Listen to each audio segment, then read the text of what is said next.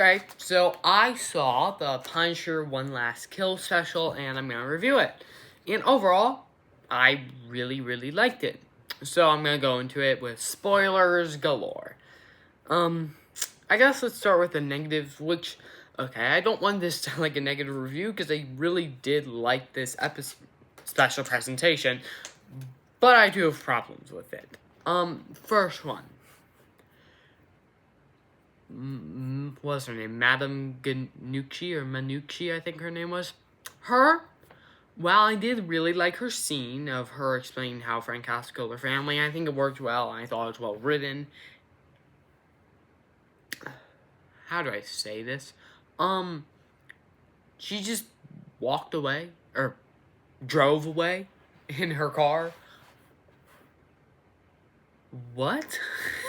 Like, what? Like, Frank, you just gonna let this mob boss, essentially, who, because she wanted to kill you, ended up harming and killing dozens of people, you're just letting her go? That doesn't seem most Frank Castle thing ever. I guess you could say because he killed all of her family, but, like, he doesn't care. I don't think he would.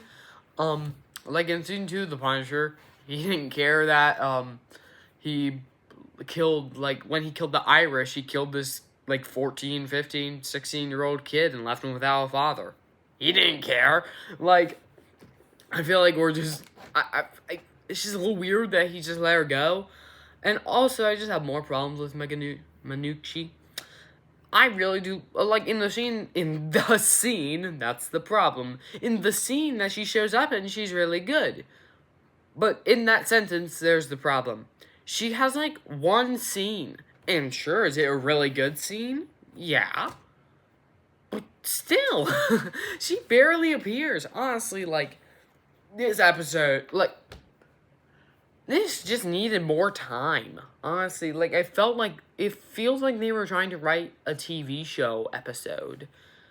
And then just but they forgot that this is an actual special, not a show, you know? I think John Bernthal really did care for this character and wanted to do something, I won't say new, because that's another slight problem.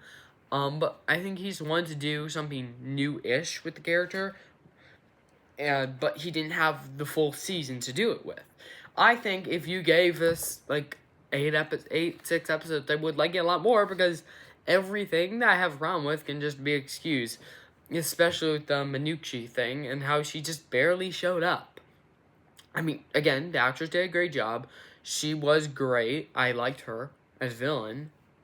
And I was like, you know what, this could be a great villain. But she wasn't, because she just didn't show up. I did like her connection to Frank, but it's really one-sided. I mean, you could say that, oh, well, she was the last people who associate with the Frank Castle hit, which, that's another problem, too, that I'm going to talk about. But they never really bring that up. So it's really just this one-sided rivalry in one scene. I mean, like, it's a problem. Like, I feel like there were much better paced specials. Werewolf by Night had excellent pacing where they could show off a movie's worth of content, but in the 55 minutes they had.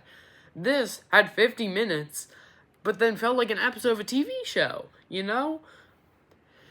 I mean, people calling it the Daredevil Born Again DLC, and they're not wrong for that. And, if I were to put it on one of the episodes, I'd say it's probably maybe just slightly better than Shoot the Moon. Because truly, I think there's some spectacular Punisher stuff in this episode. In this special. I'm sorry for calling it an episode. In this special. You know, okay. So Manucci was a bit disappointing, didn't have enough time, and problems like that. And I don't like how Frank just let her go. But also, let's talk about another big problem. Everyone was, from what we were hearing, this is why we're going to hear why Frank Castle wasn't doing anything with Wilson Fisk. Do we hear anything about that? Nope. I think Fisk is brought up once, or maybe honestly, I could forget. Which, quick thing. I don't know if this was for everyone, but for me, was this special like really quiet? Like on my TV, it has of course a 0 to 100 volume level. Like I'm watching Daredevil, and I normally watch it at like 30, 36 volume, and I hear it perfectly fine.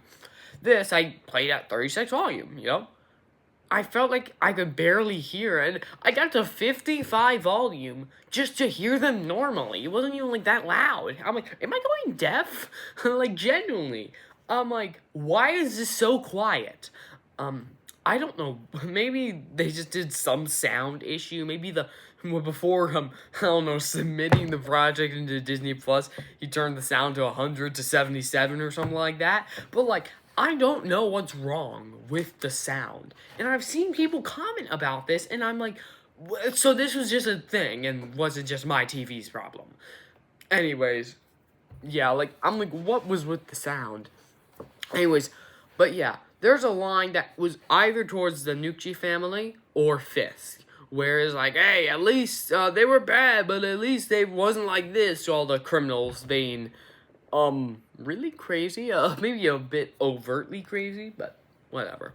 I think they made, like, that could have been a reference to Fisk, or it could have been a reference to the Ganucci family. I just couldn't hear, because it's so quiet. Anyways, yeah, it just feels weird that we never get anything on that. The Anti-Vigilante Task Force is using the Punisher's logo, marking him as, like, their guy, essentially, that they're doing his work.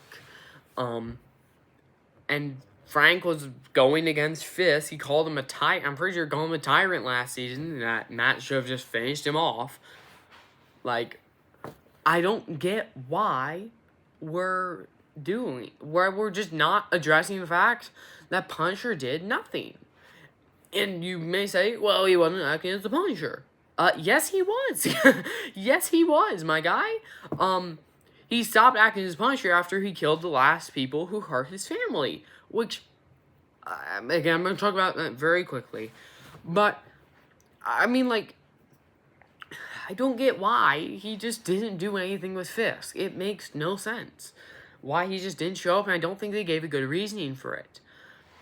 The next thing I have is, of course, the issue of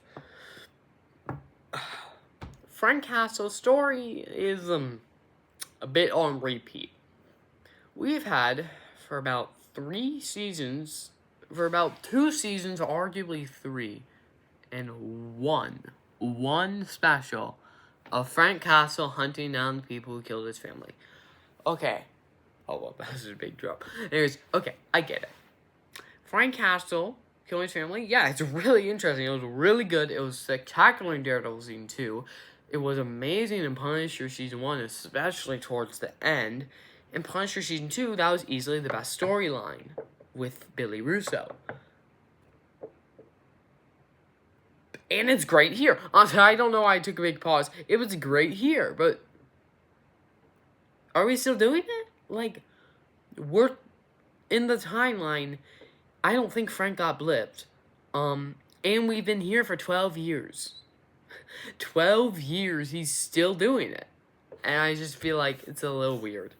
I feel like we keep on seeing that Frank's killed off the last people who hurt his family. Frank's killed off the last people who hurt his family. Frank's killed off the last people who hurt his family. It's a bit repetitive. And I would say this definitely takes it into a uniquer route than the other seasons. But still. Also, I found the first, 5 to 7 minutes a little weird. I was just like, this is a little odd. But also, that dude who killed the dog, I'm so happy he got killed in the end. You can't tell me my excitement. He just grabbing a dog and throwing it in front of the truck. Like, what the... so sad. Anyways, now I think I'm in the positives, hopefully. Let me think if I have any more critiques. Actually, I do have one thing. I was talking to someone about this, and he was like, oh my god, this was peak Bad A episode of Punisher. I'm like, I agree, it was peak. If we ignore all the flaws. And I was like, and then I brought up some flaws, and he's like, yeah, but like, it's peak if we ignore the flaws. And I'm like, yeah, Fantastic Four First Steps is maybe is in my top 3 MCU movies, projects ever, maybe. Actually, not projects, my bad. Just movies. Top 3, Fantastic Four First Steps is in my top 3 MCU movies if the final act didn't have its problems. But now it's like my 8th favorite MCU movie. Yeah, I love Fantastic Four First Steps. Die hardly. Anyways, okay, let's talk about the good. Hey, the flashbacks are really good.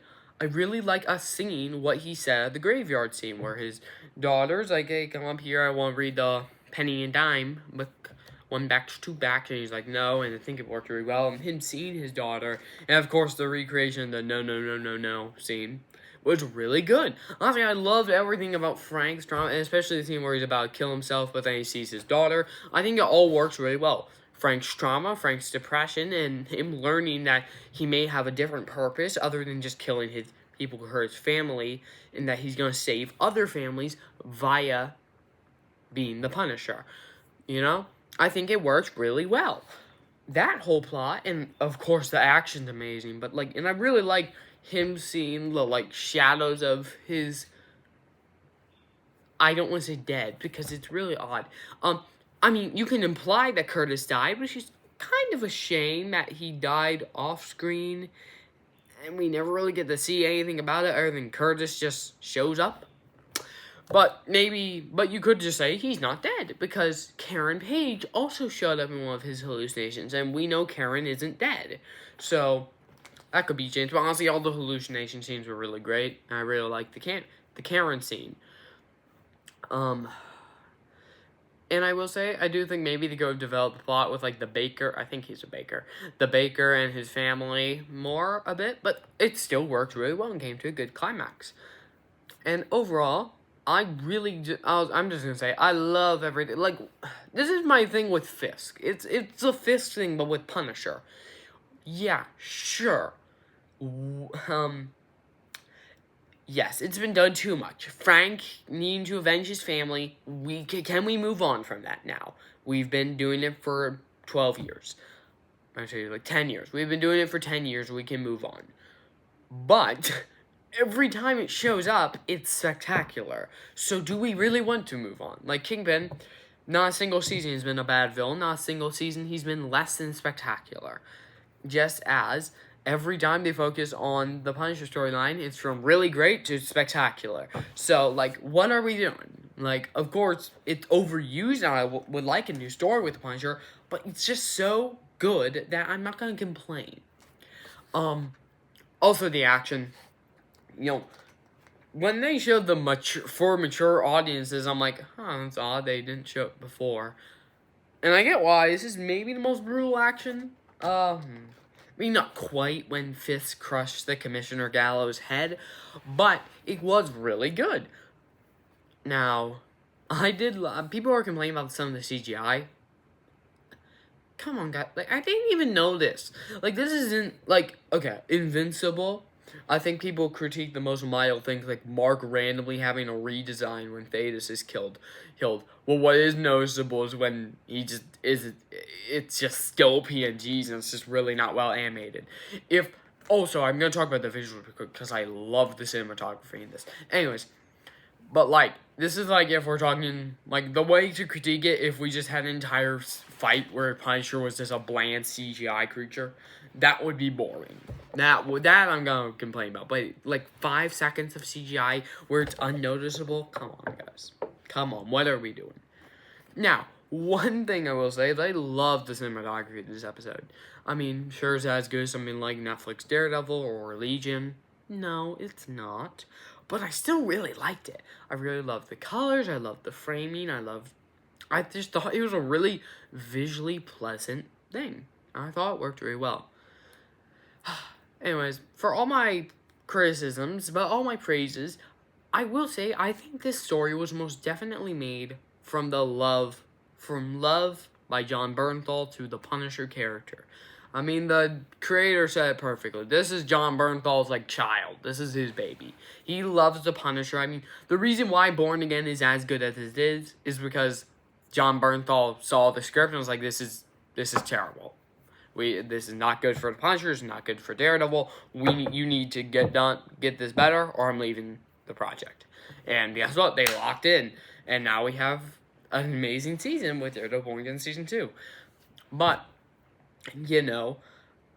I will say, for all the love it has, I just think there's some writing flaws. I think there's some flaws with it. I think all the Punisher stuff is written excellently by John Bernthal himself. But there's just problems with the villain just randomly getting off scot-free.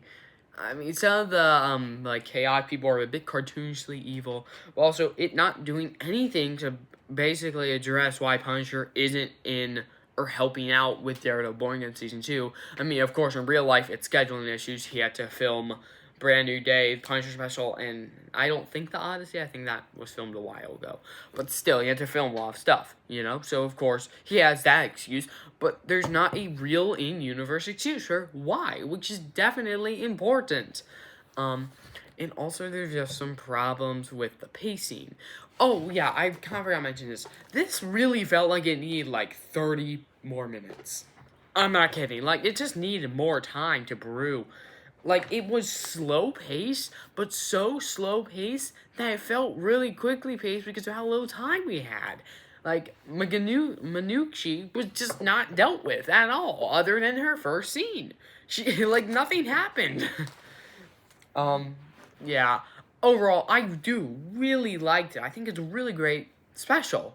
I think it's better than the Guardian special, but it is worse than Werewolf by Night. I'm going to give it about an 8.7 out of 10.